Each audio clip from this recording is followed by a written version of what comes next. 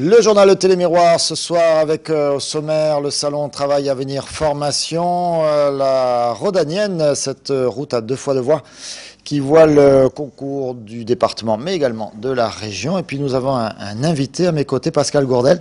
Bonsoir. Vous êtes l'adjoint à la mairie de Nîmes, vous occupez des sports et donc vous êtes venu nous parler du sport en général. On va parler aussi de ce qui va plutôt pas mal à Nîmes, mais on va aussi parler du Nîmes Olympique et de ses rapports compliqués entre l'association et la société Nîmes Olympique. On commence avec Travail Avenir Formation comme TAF, le salon proposé par la région Languedoc-Roussillon pour les demandeurs d'emploi et pour les jeunes de façon plus générale à la recherche peut-être de formation.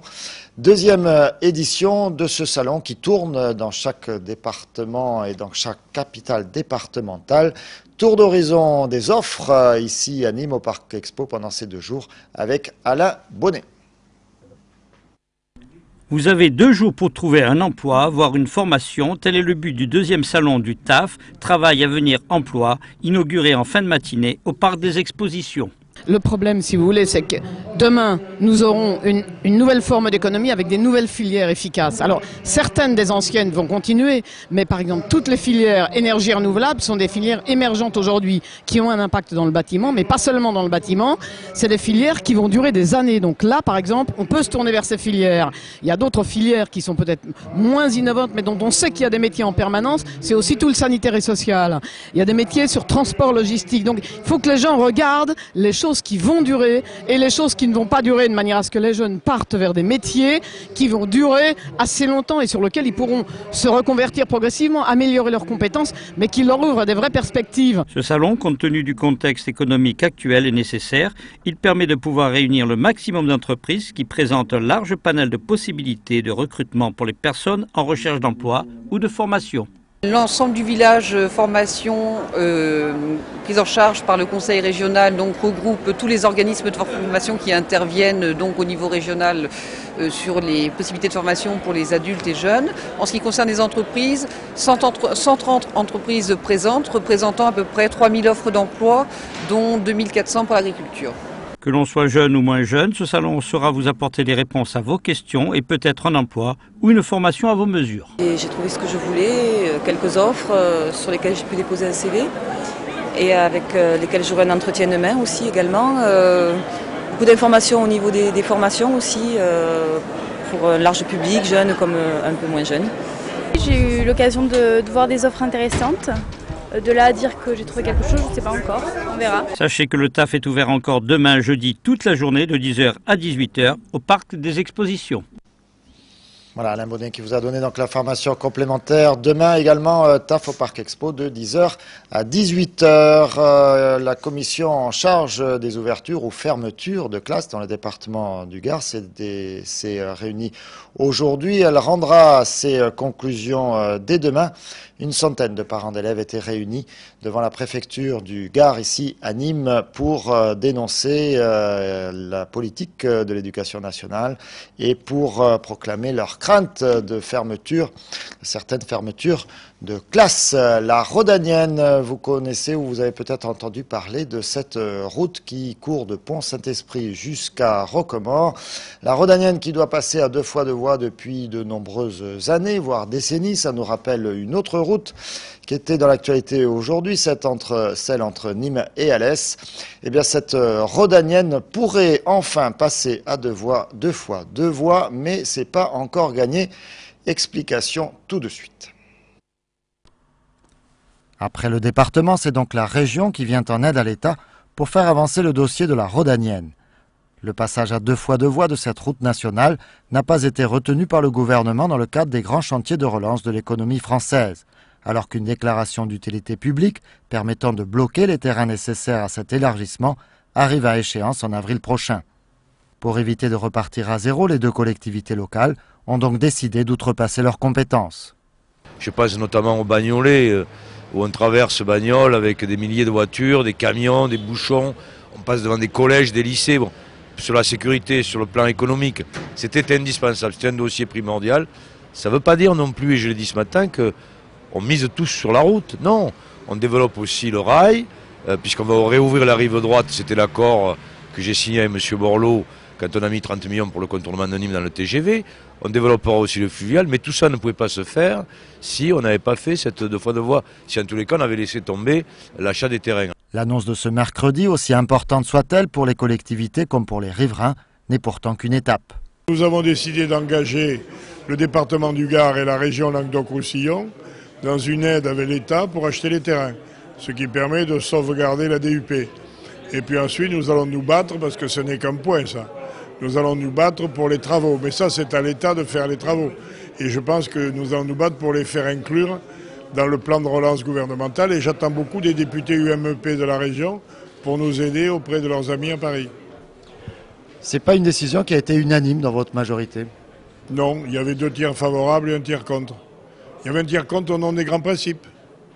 Mais vous savez, c'est un débat qui est éternel en France et il a eu lieu pendant la Révolution française. Danton essayait de sauver la République et il n'était pas des fois très regardant sur les moyens. Et puis Robespierre et Saint-Just disaient la phrase fameuse « Périsse la République pourvu que les principes soient saufs ». Ils ont gagné, la République a péri. Moi, personnellement, je suis plutôt tendance Danton.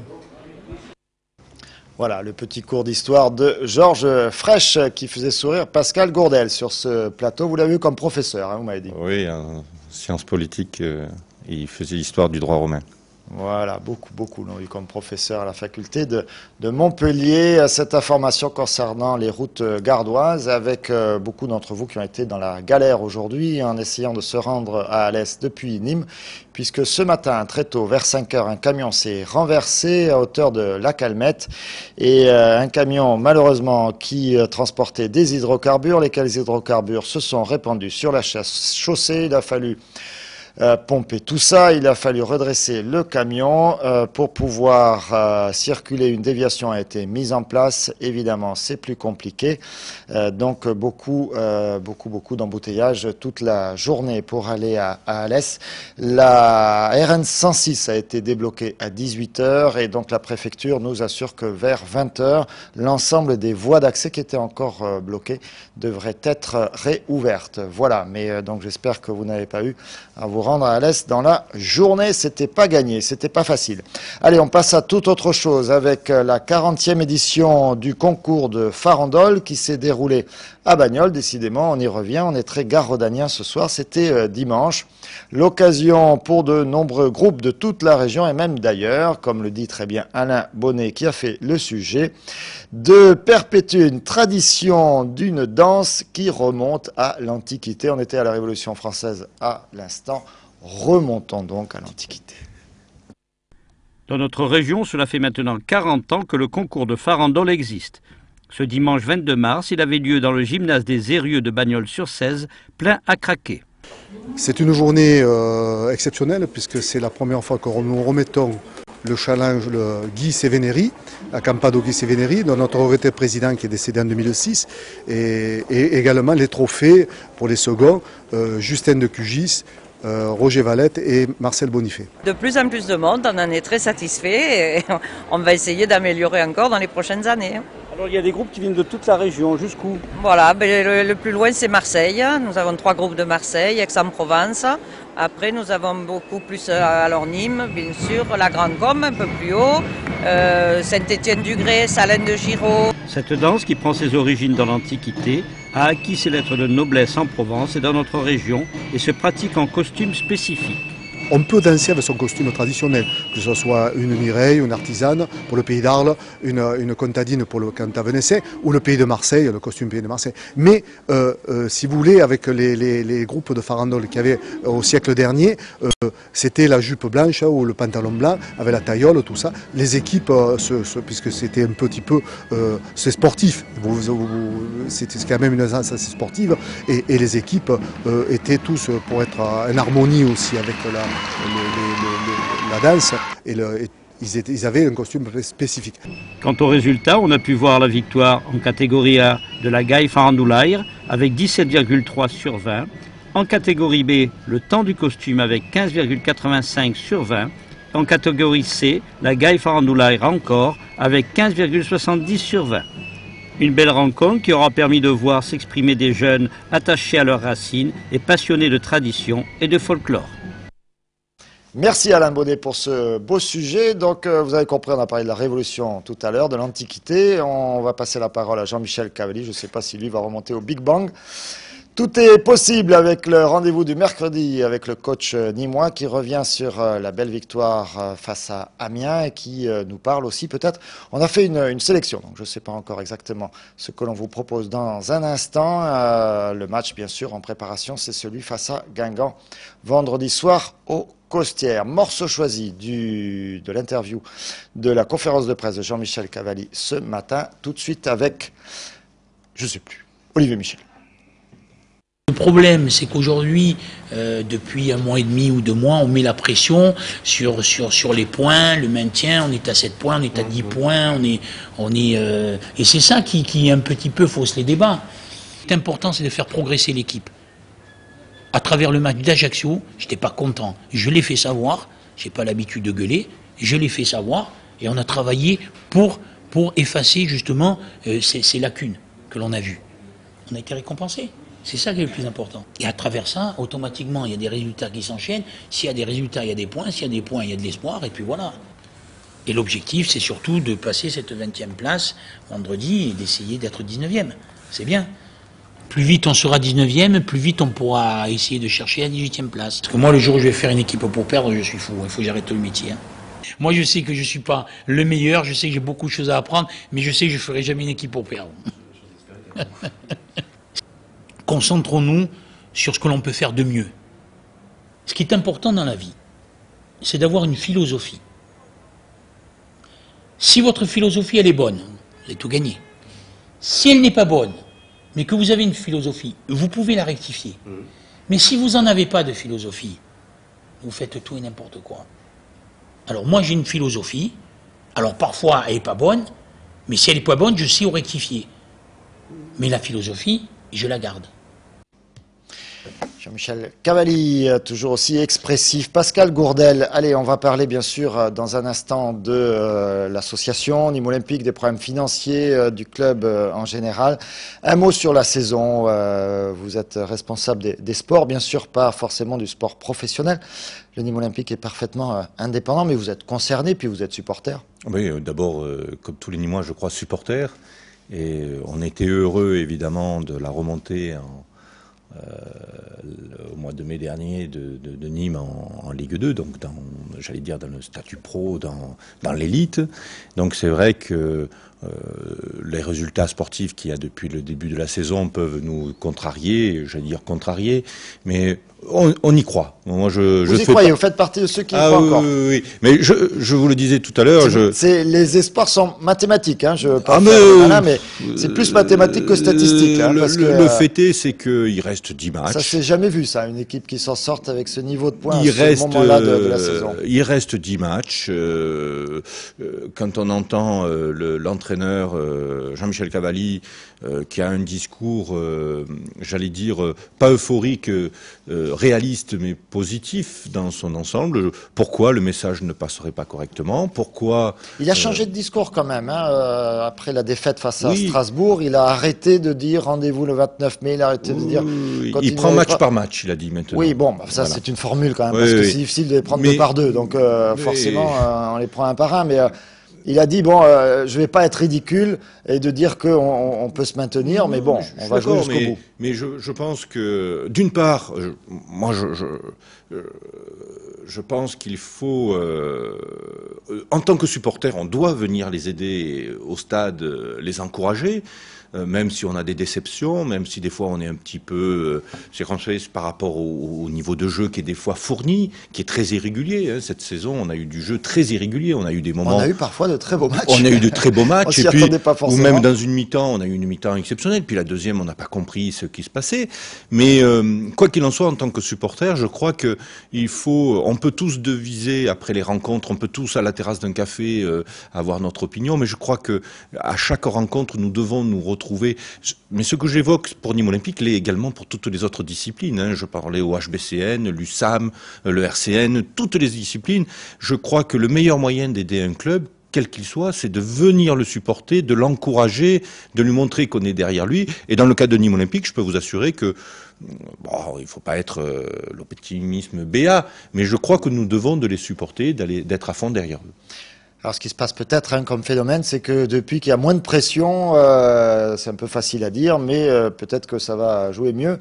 On avait l'habitude, enfin c'était un petit peu logique aussi, de dire match capital, match de la dernière chance, et puis à force de perdre ce match de la dernière chance, aujourd'hui peut-être que les joueurs vont être plus libérés. Le mercato a été bon, entre guillemets. Oui. Peut-être meilleur que... il a été bon. Je ne veux pas faire de comparatif. De printemps. Je ne veux pas faire de comparatif, mais il est vrai que quand on regarde, l'apport de ces nouvelles recrues, elles ont nettement influé sur j'allais dire le jeu et les résultats qu'il y a eu, même s'il y a eu des Maldones, hein, autrement ils seraient déjà sauvés. Mais donc c'est pour ça qu'il reste 10 matchs. Bon, mais écoutez, il faut qu'ils les prennent, c'est sûr, un par un, non pas deux par deux. Mais je suis persuadé. Si on les gagne les 10, ça fait 3 points par match, 30 points. 50 points, on serait presque pour lutter pour la Ligue 1.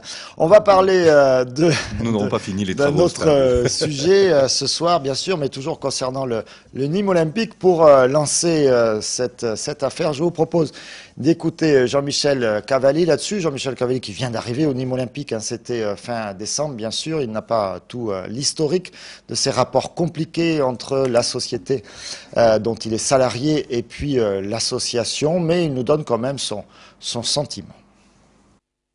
On ne peut pas dire et on ne peut pas rester indifférent de cela. Moi, l'objectif majeur, c'est de sauver cette équipe première. Ça, c'est l'objectif majeur. Donc, j'essaye de me concentrer un maximum de temps là-dessus. Par contre, je ne pense pas que ça puisse aider à un moment donné à garder toute cette sérénité nécessaire autour de cette équipe pour pouvoir en tirer un maximum.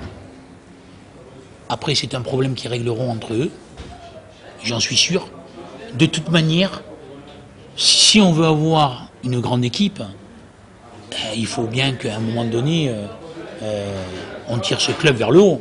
Alors, je pense qu'ils sont assez grands pour savoir comment le tirer vers le haut, parce qu'aujourd'hui, je ne pense pas que ça soit le cas. Pascal Gourdel, réaction prudente, mais en même temps, il dit les choses. Hein. Je pense pas qu'il dit, ce sont ses termes, je pense pas que forcément certains tirent le club vers le haut. On va pas forcément revenir sur, en l'absence des deux protagonistes, sur les rapports compliqués entre le président de la société, Jean-Louis Gazeau, et puis le président de l'association, Frédéric Sigal. On sait que Jean-Louis Gazeau, il y a quelques jours, a mis un peu les pieds dans le plat en disant que le déficit prévisible de l'association mettait en péril l'ensemble société-association avec une rétrogradation administrative, en tout cas mise sur la table par la direction de contrôle de gestion de la fédération. Et il faut donc trouver des solutions avant la fin du printemps. L'élu à la ville que vous êtes, a-t-il des solutions pour réduire ce déficit, pour trouver d'autres formules? Alors, si vous le permettez, je vais essayer d'être bref et concis, ce qui n'est pas mon habitude, vous le savez. Je vous en prie. Donc, pour rappeler, parce que je crois qu'il faut que tous les téléspectateurs, toutes les personnes qui s'intéressent au football en général et à Nîmes Olympique en particulier, sachent un petit peu de quoi on parle. Parce que pourquoi association, pourquoi SASP? Les gens viennent au stade des Costières pour encourager Nîmes Olympique. Donc, quand on leur parle de structure, souvent c'est un peu la nébuleuse. Donc, nous avons un système français qui est établi sur 2 critères. Le système amateur, Fédération française, les amateurs, qui détiennent le numéro d'affiliation. C'est la fameuse loi Buffet. Hein, voilà, qui détiennent le numéro d'affiliation. Et puis vous avez l'affiliation à la Fédération française de football, organisatrice. Et qui permet d'inscrire le club en professionnel en compétition. Et vous avez la Ligue, qui gère le secteur professionnel, qui donc... Le club professionnel, tous les clubs professionnels sont sous forme de société. Donc société anonyme à objet sportif en général. Des SEMS, je crois qu'il ne doit en rester qu'une. C'est une SAOS. Hein. Voilà, une SASP. Une SASP, société anonyme, pas objet sportif, société sportive. Ça change pas grand-chose. Voilà, ça change pas grand-chose. Si, ça change sur la forme, parce qu'une SAOS, vous avez l'association qui est actionnaire dans la SAOS. ce qui ne l'est pas dans une SASP. Ce qui n'est pas le cas ici. Voilà. Donc, nous avons ce système. Donc, ce qui se passe, c'est que pour que le secteur professionnel soit inscrit en compétition, l'association, qui a le numéro d'accréditation, via une convention, le donne à la société privée. Voilà. Donc, il y a des conventions qui fait que ensuite, la société privée, sous des conventions qui durent 5 ans, renouvelables après discussion, peut organiser de participer aux compétitions professionnelles. Dans la société également gère le secteur, la partie formation. Ce qu'on appelle l'école. Non, la formation. La formation, le centre de formation qui, suivant, doit être, ça sera à redéfinir, mais je crois que c'est de 16 ans, 17 ans à 18, 19 ans, quoi. Hein. C'est cette partie-là qui est la partie formation. Donc c'est le secteur professionnel qui gère cette partie-là. Et la partie amateur qui gère toute la section amateur. Donc ça, c'est le système qui régit. Donc, et ça fonctionne tant qu'il y a une bonne entente entre les dirigeants de l'association et les dirigeants pour montrer de la partie que pro. Ce qui se passe à Nîmes Olympique n'est pas quelque chose propre à Nîmes Olympique.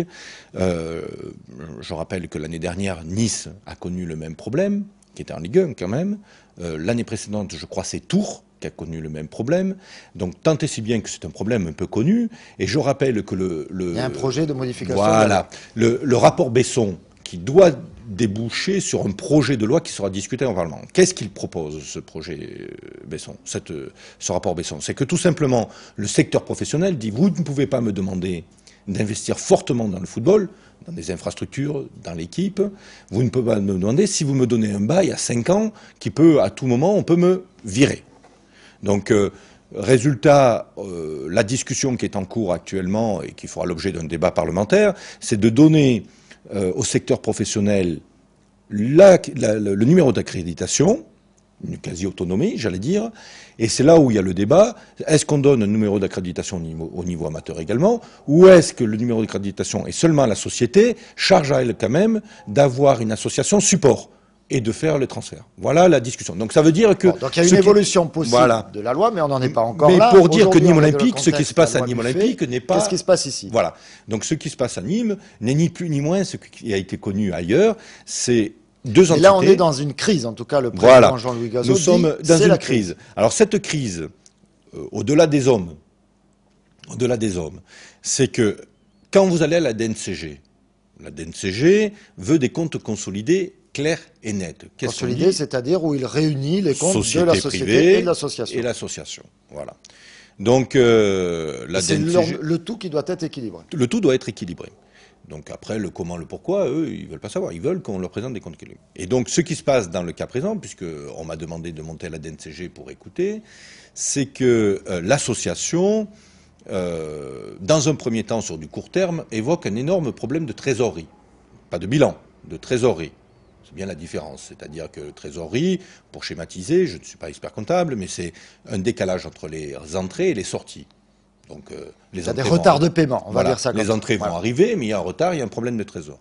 Donc pour le moment, il est évoqué un problème de trésorerie. Donc ça, à la limite, c'est pas le plus grave, d'accord? Mais par contre, dans l'analyse des comptes de l'association, il apparaît que l'année prochaine, ce n'est pas un problème de trésorerie, ça sera vraiment un problème de déficit d'exploitation dû à des charges trop importantes sur la société. Non, sur l'association. D'accord? Donc voilà le schéma. Alors après... Alors que fait l'association pour réduire ses charges ou pour augmenter ses recettes? C'est pas vous qui la gérez, vous me dites. Soit elle se tourne sur les collectivités en disant donnez-moi des sous, d'accord? Soit elle se tourne vers la SASP en lui disant c'est simple, j'ai besoin de temps pour vivre, donnez-moi des sous. D'où le conflit actuel. Parce que la SASP dit oui, il y a une convention qui nous lie, je veux bien participer, mais à quel moment vous m'intégrez dans la réflexion de ces dépenses? Et l'association demande à la société de payer sans contrepartie. Sans contrepartie, en fait. Voilà. Elle dit bon, j'ai dépensé plus que prévu, c'est à vous de combler. De combler. Alors, la société dit mais à quel moment vous m'avez mêlé dans ces dépenses, et ainsi de suite. Donc nous, en clair, Quelles sont nos possibilités? Parce que la DNCG, c'est vrai que elle a été claire. Hein. D'abord, elle connaît parfaitement le problème nîmois. Ils l'ont évoqué, hein, les relations, ils ont été clairs, nets et précis. Puis après, ils sont rentrés dans le vif du sujet. Donc, premièrement, ils ont dit, nous ne voulons plus avoir, dans les années qui arrivent, cette discussion avec vous. On ne veut plus retomber dans ces trucs. Donc, il y a une solution à trouver entre vous. Donc c'est maintenant. Voilà. Donc vous trouvez. Fin de la récréation. Fin de la récréation. Et deuxièmement, on aime à Nîmes, ils disent, cette expression. Financièrement, les gars, on arrête tout également. Moi, si au 30 avril ou au 30 mai, je ne me rappelle plus, vous ne me présentez pas pour l'année prochaine des comptes au niveau de l'association, la SASP, ils n'ont rien à reprocher, puisque c'est M. Gazot qui met les sous dedans. Hein. La SASP est équilibrée. Mais au niveau de l'association, si vous ne me présentez pas un bilan équilibré qui tienne la route, c'est l'ensemble c'est l'ensemble qui sera puni. Donc, l'équipe première. Alors, est-ce que vous, ville de Nîmes ou agglomération de Nîmes Métropole, compte tenu du concours que vous apportez déjà, soit en moyens financiers, en aide, subvention à un club de sport, au club Nîmes Olympique, soit en infrastructure, est-ce que vous pouvez agir peut-être sur ces infrastructures pour... Alors voilà. Donc c'est ce que. Alors c'est pour ça que lorsque Monsieur Pontieux, qui est le président de la DNCG, avec ses collègues, m'ont dit bon, à un moment donné, comment on peut régler les problèmes. Donc j'ai été clair. Je ne vais pas virer le président de la société. Il est patron. Ça lui appartient, c'est ses sous. C'est une société privée qui exploite les territoires privés. Très bien. J'ai dit le président de l'association. Je rappelle que nous, lorsque nous avons été élus en 2001 et également renouvelés, Monsieur le maire avait été très clair et net, non-ingérence dans le sport, non pas désengagement, non-ingérence. Donc c'est le monde sportif qui se gère. Qui se gère, donc nous n'allons pas dire, nous voulons tel ou tel président, c'est pas notre mentalité, donc nous ne les enlèverons pas. Par contre, s'il y a un problème financier qui se pose à l'association, ben c'est simple. Il faut raisonner comment ce problème financier peut être solutionné. C'est bien la question que je vous pose. Voilà. Le problème le plus simple, ce serait de demander aux contribuables. C'est simple. Vous avez une association, il lui faut 300 000 euros de plus par an. Cette année, nous étions à 280. Nous avons donné 280, c'est-à-dire 180 plus 100 000 euros exceptionnels pour les aider. D'accord ? Déjà. Donc, je vais dire aux contribuables nîmois, ben voilà, messieurs, tous les ans, maintenant, on va mettre 300 000 euros de plus, ça ferait donc allègrement 580 000 euros, pour aider l'association qui s'occupe du centre d'hébergement, je dis bien du centre d'hébergement, et non pas du centre de formation, parce qu'il a perdu l'agrément en 2004. Je le rappelle, c'est un élément très important, ça. D'accord. Hein? Alors concrètement, est-ce que dans les accords que vous avez avec cette association, vous pouvez peut-être en reprenant certaines activités ou en emportant de l'argent, trouver une solution à court terme? C'est-à-dire que nous, c'est ce que j'ai dit à la DNCG et en présence des deux présidents, ce qui nous intéresse, c'est Nîmes Olympique. Les présidents, tout ça, on n'en a rien à faire. Nous, on veut que Nîmes Olympique reste en haut et qu'on n'ait pas ces histoires de rétrogradation. Si nous avons une action à mener, ça sera d'alléger les charges de l'association et tout simplement ce qu'on avait déjà préconisé en 2004, mais que l'association n'avait pas voulu, en disant nous, on est capable de gérer, on est capable de trouver des financements pour le faire. On leur avait dit ah bon, bien. Sauf que là, actuellement, ils nous demandent que c'est pas possible. Mais c'est pas forcément leur faute, c'est que structurellement, ce n'est pas possible.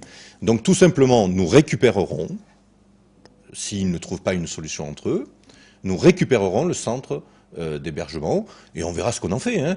S'il faut qu'on l'utilise pour d'autres associations, on verra. Si par contre la société, parce que Jean-Loup Gazot a émis l'hypothèse d'un projet pour faire de la formation et faire un lieu de vie, a un projet... Donc vous êtes prêt à reprendre une partie des infrastructures qui sont actuellement gérées par l'association, les reprendre en gestion municipale? Même pas. Ou à les redonner... non, c'est même pas les reprendre en gestion municipale. C'est, je vous répète, c'est les récupérer dans le patrimoine municipal.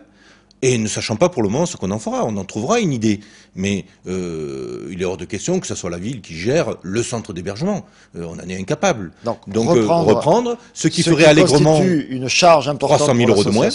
300 000 euros de moins. Qui diminuerait le budget de l'association. Qui diminue et qui la recentrerait sur sa vocation, ayant perdu l'agrément, je le maintiens, Sauf que l'idée première, ce serait de pouvoir le récupérer rapidement, cet agrément, parce que la formation n'existe que si vous avez l'agrément. Si vous n'avez pas l'agrément, vous ne faites pas de formation, vous êtes au même titre que le CO Lassagnol. L'agrément, ça peut être, quand le statut professionnel est récupéré, la société qui le récupère. Alors, l'agrément, donc la montée en Ligue 2 fait que la société a récupéré le statut pro. Sauf qu'il faut à peu près 2 ans pour récupérer l'agrément du centre de formation.